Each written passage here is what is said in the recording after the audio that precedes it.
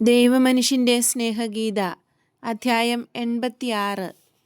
മത്സ്യ കവാടത്തിൽ വച്ച് അലക്സാണ്ടർ എന്ന പട്ടാളക്കാരനോട് ഈശോ സംസാരിക്കുന്നു. നേരം വെളുത്തു. ഒരിക്കൽ കൂടി കഴുതകളുടെ നീണ്ട നിര കവാടത്തിനു മുമ്പിൽ കാണപ്പെട്ടു.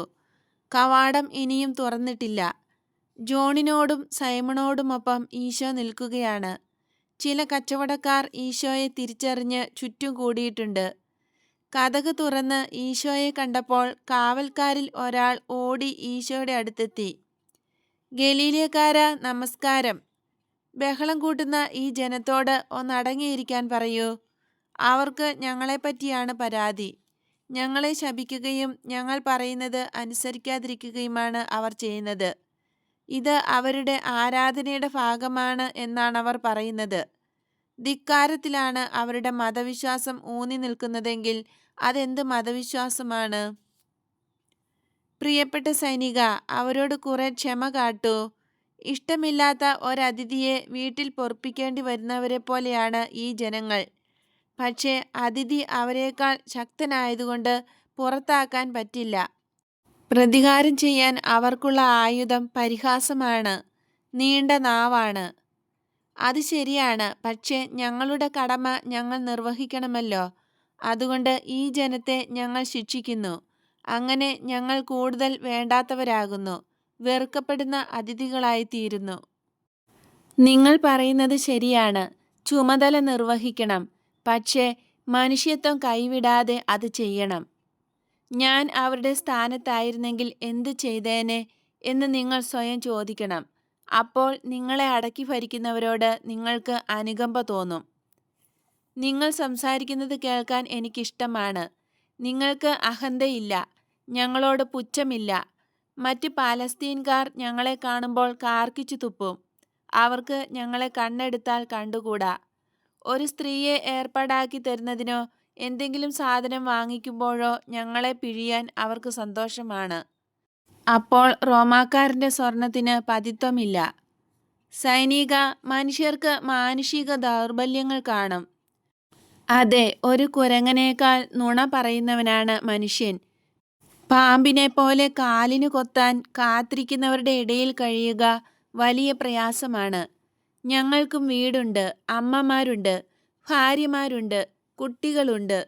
ഞങ്ങൾക്കും ഞങ്ങളുടെ ജീവൻ വിലപ്പെട്ടതാണ്. അതാണ് ഞാനും പറയുന്നത്. എല്ലാവരും ഇതൊക്കെ ഓർത്താൽ പരസ്പരം വിരോധം വച്ചുകൊണ്ടിരിക്കില്ല. അവരുടെ മതവിശ്വാസം എന്താണ് എന്ന് നിങ്ങൾ ചോദിച്ചു. ഞാൻ പറയാം. വിശുദ്ധമായ ഒരു മതമാണ് അവരുടേത്. ദൈവത്തെയും മനുഷ്യരെയും സ്നേഹിക്കണമെന്നാണ് ആ മതത്തിൻ്റെ അടിസ്ഥാന പ്രമാണം. നിയമങ്ങൾ അനുസരിക്കണമെന്ന് ആ മതം അനുശാസിക്കുന്നു. ശത്രു രാജ്യങ്ങളുടെ നിയമങ്ങളാണെങ്കിൽ പോലും നിയമം അനുസരിക്കണം. ഇസ്രായേൽക്കാരായ എൻ്റെ സഹോദരന്മാരെ, ഞാൻ പറയുന്നത് കേൾക്കൂ. ദൈവത്തിൻ്റെ അനുവാദമില്ലാതെ യാതൊന്നും സംഭവിക്കുന്നില്ല. വേറൊരു രാജ്യത്തിന് അധീനമായിരിക്കുക എന്ന അവസ്ഥ ഒരു ജനതയ്ക്ക് ഇതിൽ പരം ഒരു ദുരവസ്ഥ സംഭവിക്കാനില്ല. എന്നാൽ ആ ജനത സത്യസന്ധമായി ഒരാത്മശോധന നടത്തുകയാണെങ്കിൽ മിക്കപ്പോഴും തങ്ങൾ സ്വയം വരുത്തിവച്ച ഒരു വിനയാണ് ഇതെന്ന് അവർക്ക് ബോധ്യമാകും. ദൈവത്തെ ധിക്കരിച്ചുകൊണ്ടുള്ള ഒരു ജീവിതമാണ് അടിമത്തത്തിൻ്റെ കാരണമെന്ന് അവർ ഗ്രഹിക്കും. പ്രവാചകന്മാർ പറഞ്ഞതെന്താണ്? ഇതിനെപ്പറ്റി എത്രയോ തവണ അവർ ഉദ്ബോധിപ്പിച്ചിട്ടുണ്ട്. എത്രയോ തവണ പ്രവാചകന്മാർ ഭൂതകാലത്തെയും വർത്തമാനകാലത്തെയും സംഭവങ്ങളും ഭാവിയിൽ വരാൻ പോകുന്ന സംഭവങ്ങളും എടുത്തുകാട്ടി.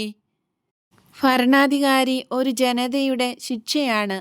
നന്ദികേട് കാട്ടുന്ന മകൻ്റെ പുറത്തു വീഴുന്ന ചാട്ടവാറാണ് എന്ന് വ്യക്തമാക്കിയിട്ടുണ്ട്. ഈ അവസ്ഥ എങ്ങനെ ഒഴിവാക്കാം എന്ന് അവർ എത്രയോ തവണ പഠിപ്പിച്ചിട്ടുണ്ട്. കർത്താവിൻ്റെ അടുത്തേക്ക് മടങ്ങിപ്പോകുക. കലാപം കൊണ്ടും യുദ്ധം കൊണ്ടും മുറിവുകൾ സുഖപ്പെടില്ല. കണ്ണുനീർ ഇല്ലാതാകില്ല. ചങ്ങലകൾ പൊട്ടിക്കാനും അവയ്ക്ക് കഴിയില്ല. നീതിബോധമുള്ളവരായി ജീവിച്ചാൽ എല്ലാത്തിനും പരിഹാരമുണ്ടാകും. അപ്പോൾ ദൈവം ഇടപെടും. നല്ല മനുഷ്യർക്കു വേണ്ടി ദൈവത്തിൻ്റെ സൈന്യങ്ങൾ മാലാഖമാർ അണിനിരക്കുമ്പോൾ മനുഷ്യൻ്റെ ആയുധങ്ങൾക്കും സൈന്യങ്ങൾക്കും എന്തു ചെയ്യാനാകും?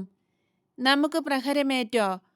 ഭാവിയിൽ പ്രഹരിക്കേണ്ട ആവശ്യമുണ്ടാകാത്ത രീതിയിൽ ദൈവത്തിൻ്റെ മക്കൾക്ക് അനുയോജ്യമായ രീതിയിൽ നമുക്ക് ജീവിക്കാം. പുതുതായി പാപം ചെയ്ത് നിങ്ങളുടെ ചങ്ങലകൾ ഇരട്ടിപ്പിക്കരുത്.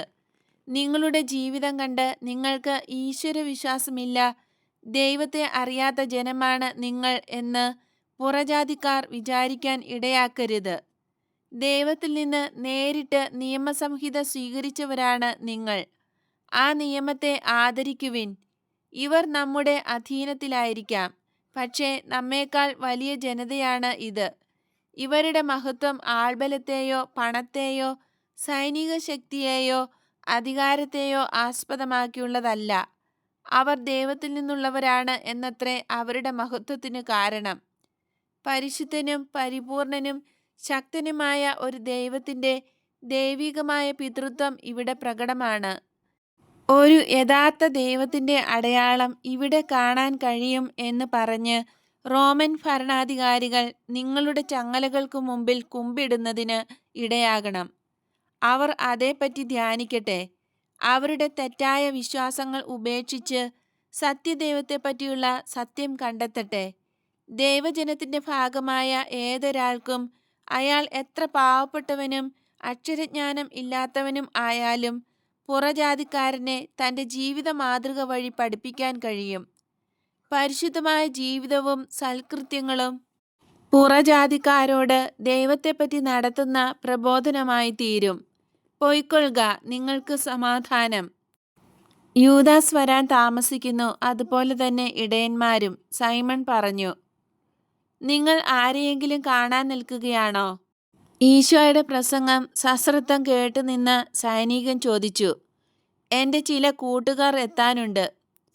തണുപ്പുള്ള ഈ ഇടനാഴിയിലേക്ക് കയറി നിൽക്കൂ. രാവിലെ മുതൽ നല്ല ഉഷ്ണമാണ്. നിങ്ങൾ പട്ടണത്തിലേക്ക് പോകുന്നുണ്ടോ? ഇല്ല, ഞാൻ ഗലീലിയായ്ക്ക് മടങ്ങുകയാണ്. നടന്നാണോ പോകുന്നത്? അതെ, നടന്നു തന്നെ. ഞാൻ പാവപ്പെട്ടവനാണ്. നിങ്ങൾ വിവാഹം കഴിച്ചിട്ടുണ്ടോ? എനിക്ക് അമ്മയേ ഉള്ളൂ.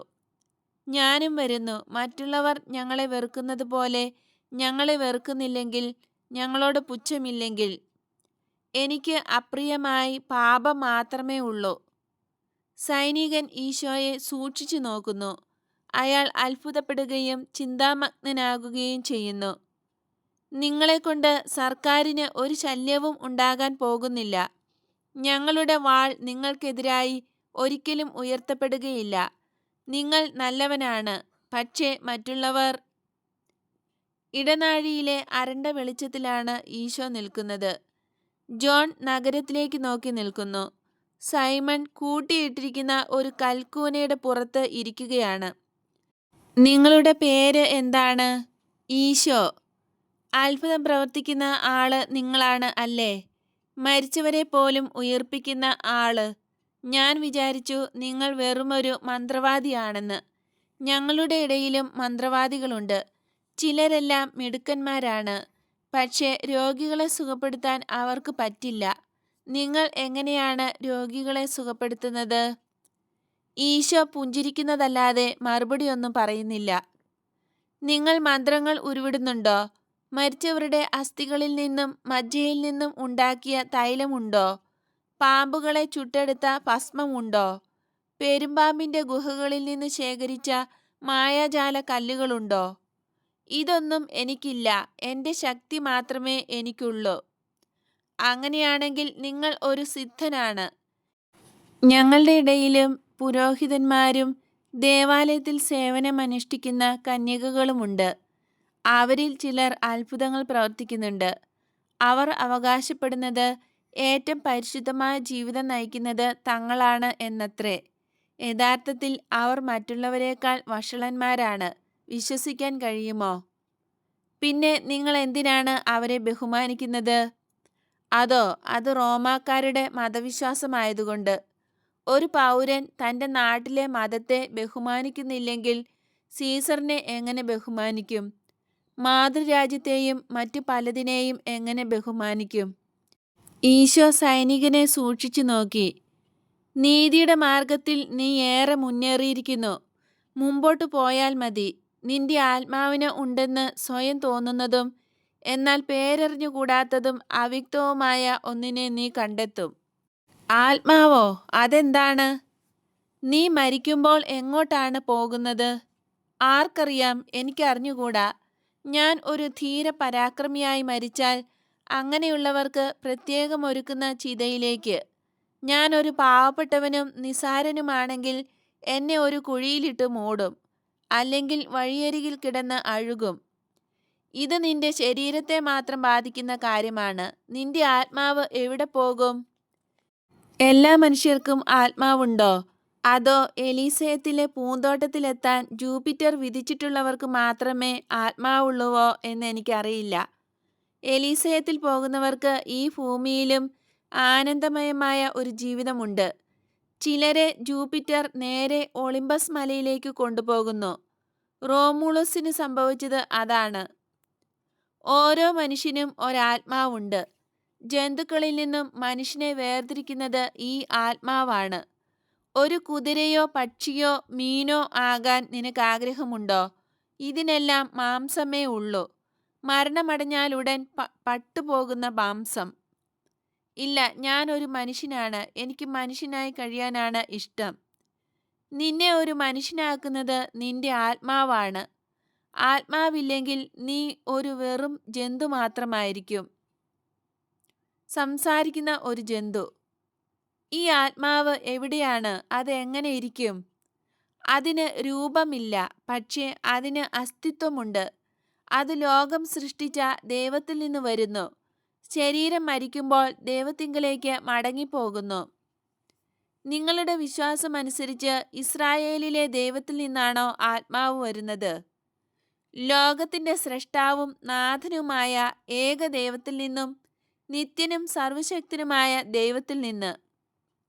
എന്നെപ്പോലുള്ള ഒരു പാവപ്പെട്ട പട്ടാളക്കാരനും ആത്മാവുണ്ട്. അത് ദൈവത്തിന്റെ അടുത്തേക്ക് മടങ്ങിപ്പോകും എന്നാണോ പറയുന്നത്? അതെ, പാവപ്പെട്ട പട്ടാളക്കാരനും അയാളുടെ ആത്മാവിനും ദൈവം ഒരു സ്നേഹിതനാണ്. ആ ആത്മാവ് തെറ്റ് ചെയ്യാതിരുന്നാൽ മതി, നല്ലത് ചെയ്താൽ മതി. തെറ്റ് ചെയ്താൽ ദൈവം ചങ്ങാതിയല്ല, ശിക്ഷിക്കുന്നവനാകും. ഗുരോ, ഇടയന്മാരും യൂദാസും എത്തിക്കഴിഞ്ഞു. കൂടെ കുറെ സ്ത്രീകളുമുണ്ട്. ഇന്നലെ ഞാൻ പറഞ്ഞ ആ പെൺകുട്ടിയും വന്നിട്ടുണ്ട് എന്നാണ് തോന്നുന്നത്, ജോൺ പറഞ്ഞു. സൈനിക, ഞാൻ പോകുന്നു. നല്ലവനായിരിക്കൂ. ഞാൻ നിങ്ങളെ വീണ്ടും കാണില്ലേ? എനിക്ക് ചില കാര്യങ്ങൾ അറിഞ്ഞാൽ കൊള്ളാമെന്നുണ്ട്. സെപ്റ്റംബർ വരെ ഞാൻ ഗലീലിയായിലായിരിക്കും. പറ്റുമെങ്കിൽ അങ്ങോട്ട് വരൂ. കഫർനാമിലോ നസറസിലോ ആരോടെങ്കിലും ചോദിച്ചാൽ ഞാൻ എവിടെയാണ് എന്ന് പറഞ്ഞു തരും. കഫർനാമിൽ വന്നാൽ സീമോൻ പത്രോസിനെ തിരക്കുക. നസറസിൽ ജോസഫിന്റെ ഭാര്യയായ മേരിയെ തിരക്കുക. അതെന്റെ അമ്മയാണ്. വരൂ, സത്യദൈവത്തെപ്പറ്റി നിന്നോട് ഞാൻ വിശദമായി സംസാരിക്കാം. സീമോൻ പത്രോസ്, ജോസഫിന്റെ ഭാര്യ മേരി. പറ്റുമെങ്കിൽ ഞാൻ വരും. നിങ്ങൾ തിരിച്ചു വരികയാണെങ്കിൽ അലക്സാണ്ടറെ ഓർമ്മിക്കുക. ജെറുസലത്ത് നിർത്തിയിട്ടുള്ള സൈനിക ദളത്തിൽപ്പെട്ട ആളാണ് ഞാൻ. യൂദാസും ഇടയന്മാരും ഈശോ നിൽക്കുന്ന ഇടനാഴിയിലേക്ക് കടന്നുവന്നു. നിങ്ങൾക്കെല്ലാം സമാധാനം, ഈശോ പറഞ്ഞു. ഈശോ എന്തോ സംസാരിക്കാൻ പോവുകയായിരുന്നു. അപ്പോൾ മെലിഞ്ഞ ഒരു പെൺകുട്ടി പുഞ്ചിരിച്ചുകൊണ്ട് ഈശോയുടെ അടുത്തേക്ക് വന്ന് അദ്ദേഹത്തിന്റെ കാൽക്കൽ വീണു. ഗുരോ, രക്ഷക, അങ്ങ് വീണ്ടും എന്നെ അനുഗ്രഹിക്കണം. ഞാൻ അങ്ങയെ വീണ്ടും ചുംബിക്കുന്നു എന്ന് പറഞ്ഞ് അവൾ ഈശോയുടെ കൈകൾ ചുംബിച്ചു. പൊയ്ക്കൊള്ളൂ, സന്തോഷമായിരിക്കൂ, നല്ലവളായിരിക്കൂ. ഒരു നല്ല മകൾ, പിന്നെ നല്ല ഭാര്യ, അതിനുശേഷം നല്ല അമ്മ. നിന്റെ കുഞ്ഞുങ്ങൾക്ക് ഞാൻ പഠിപ്പിച്ചതൊക്കെ പറഞ്ഞു കൊടുക്കണം. അവരോട് എന്നെപ്പറ്റി പറയണം. നിനക്കും നിന്റെ അമ്മയ്ക്കും സമാധാനം. ദൈവത്തിന്റെ സ്നേഹിതരായ എല്ലാവർക്കും സമാധാനവും അനുഗ്രഹവും. അലക്സാണ്ടറെ, നിനക്കും സമാധാനം. ഈശോ പോകുന്നു. ഞങ്ങൾ താമസിച്ചു പോയി. കുറെ സ്ത്രീജനങ്ങൾ ഞങ്ങളെ തടഞ്ഞുവച്ചു. യൂദാസ് വിശദീകരിച്ചു. അവർ ഗെത്സമനിയിൽ വന്നു. അങ്ങയെ കാണണമെന്ന് ആവശ്യപ്പെട്ടു. അവൾ അവിടെ ഉള്ള കാര്യം അറിയാതെ ഞങ്ങൾ അവിടെ ചെന്നു. അങ്ങയോടൊപ്പം ഇങ്ങോട്ട് പോരാമെന്ന് കരുതി. പക്ഷേ അങ്ങ് നേരത്തെ അവിടെ നിന്ന് പോന്നിരുന്നു. ആ സ്ത്രീകൾ അവിടെ എത്തുകയും ചെയ്തിരുന്നു. അവരെ അവിടെ വിട്ടിട്ട് പോരാനാണ് ഞങ്ങൾ ശ്രമിച്ചത്. പക്ഷേ അവർ ഞങ്ങളെ വിട്ടില്ല. ഈച്ച പോലെ അവർ ഒട്ടിനിന്നു. അവർക്ക് 100,000 കാര്യങ്ങൾ അറിയണം. അങ്ങ് ആ പെൺകുട്ടിയെ സുഖപ്പെടുത്തിയോ? സുഖപ്പെടുത്തി. ആ റോമാക്കാരനോട് സംസാരിച്ചോ? സംസാരിച്ചു. അയാൾ ഒരു നല്ല മനുഷ്യനാണ്. സത്യം കണ്ടെത്താൻ ആഗ്രഹിക്കുന്നവനാണ് അയാൾ. യൂദാസ് ദീർഘമായി നിശ്വസിക്കുന്നു. യൂദാസേ, നീ എന്താണ് ദീർഘശ്വാസം ഇടുന്നത്? ഈശോ ചോദിച്ചു. നമ്മുടെ ആളുകൾ സത്യം അന്വേഷിച്ചിരുന്നെങ്കിൽ എന്ന് ഞാൻ ആശിച്ചു. അവർ സത്യത്തെ കണ്ടുമുട്ടാതിരിക്കാനുള്ള ശ്രമത്തിലാണ്, അല്ലെങ്കിൽ അതിനെ പരിഹസിക്കുന്നവരാണ്. കണ്ടാലും കണ്ടില്ലെന്ന മട്ടിൽ നടക്കുന്നവരാണ്. എനിക്കാകെ ഒരു ഉത്സാഹമില്ലായ്മ. എനിക്ക് ഇവിടെ തിരിച്ചു വരേണ്ട, അങ്ങ് പറയുന്നത് കേട്ടാൽ മാത്രം മതി, വേറൊന്നും വേണ്ട എന്ന് തോന്നുന്നു. ഏതായാലും ഒരു ശിഷ്യൻ എന്ന നിലയ്ക്ക് എന്നെക്കൊണ്ട് അങ്ങേക്ക് യാതൊരു പ്രയോജനവുമില്ല. എനിക്ക് പോകുന്നിടത്തെല്ലാം വിജയമാണ് എന്ന് നീ കരുതുന്നുണ്ടോ? നിരാശപ്പെടേണ്ട യൂദാസേ. പ്രേഷിത വൃത്തിയിൽ ഈ ആന്തരിക സംഘർഷം ഒഴിച്ചുകൂടാനാകില്ല. വിജയത്തേക്കാൾ ഏറെ പരാജയമുണ്ടാകും. ഇവിടെ പരാജയം, പക്ഷെ അവിടെ സ്വർഗത്തിൽ എല്ലാം വിജയമാണ്. പിതാവ് നിന്റെ ആത്മാർത്ഥമായ ശ്രമം കാണുന്നു. നീ ഒന്നും നേടിയില്ലെങ്കിലും ദൈവം നിന്നെ അനുഗ്രഹിക്കുന്നു. അങ്ങ് നല്ലവനാണ്. യൂദാസ് ഈശോയുടെ കരം ചുംബിക്കുന്നു. ഞാൻ എന്നെങ്കിലും നല്ലവനാകുമോ? നിനക്ക് വേണമെങ്കിൽ ആകാം. കഴിഞ്ഞ കുറേ ദിവസങ്ങളായി ഞാൻ നല്ലതേ ചെയ്തിട്ടുള്ളൂ എന്ന് പറയാം. അതിന് ഞാൻ കുറച്ച് സഹിക്കേണ്ടി വന്നു. എനിക്ക് കുറേ മോഹങ്ങളുണ്ട്. പക്ഷേ എപ്പോഴും ഞാൻ അങ്ങയെ ഓർത്തു. ഈ രീതിയിൽ തുടരൂ. നീ എനിക്ക് ഏറെ സന്തോഷം നൽകുന്നു. നിൽക്കൂ, എന്നോട് എന്തെല്ലാമാണ് പറയാനുള്ളത്? ഈശോ ഇടയന്മാരോട് ചോദിച്ചു. ഏലിയാസ് അങ്ങയുടെ ക്ഷേമം അന്വേഷിക്കുന്നു. അവൻ കുറച്ച് ആഹാരവും തന്നയച്ചിട്ടുണ്ട്. അവനെ മറക്കല്ലേ എന്ന് അപേക്ഷിക്കുന്നു. എൻ്റെ സ്നേഹിതന്മാരെ ഞാൻ എൻ്റെ ഉള്ളിൽ സൂക്ഷിക്കുന്നു. ചുറ്റും പച്ചപ്പാടങ്ങളുള്ള ആ ചെറിയ ഗ്രാമം വരെ നമുക്ക് പോകാം. വൈകുന്നേരം യാത്ര തുടരാം. നിങ്ങളുടെ കൂടെ ആയിരിക്കുക എനിക്ക് സന്തോഷമാണ്. എൻ്റെ അമ്മയെ കാണാൻ പോകുകയാണ് എന്നതും ആത്മാർത്ഥതയുള്ള ഒരു മനുഷ്യനോട് സത്യത്തെക്കുറിച്ച് സംസാരിക്കാൻ കഴിഞ്ഞു എന്നതും എന്നെ സന്തുഷ്ടനാക്കുന്നു. അതെ, ഞാൻ സന്തുഷ്ടനാണ്. എൻ്റെ ദൗത്യം നിർവഹിക്കുന്നതും ആത്മാക്കൾ പിതാവിൻ്റെ അടുത്തേക്ക് വരുന്നത് കാണുന്നതും എന്നെ എന്തുമാത്രം സന്തോഷിപ്പിക്കുന്നു എന്ന് നിങ്ങൾ അറിഞ്ഞിരുന്നെങ്കിൽ ആത്മാർത്ഥമായി എൻ്റെ പിന്നാലെ വരുവാൻ കൂടുതൽ കൂടുതൽ ഉത്സാഹം കാട്ടുമായിരുന്നു. ഞാൻ വേറൊന്നും കാണുന്നില്ല.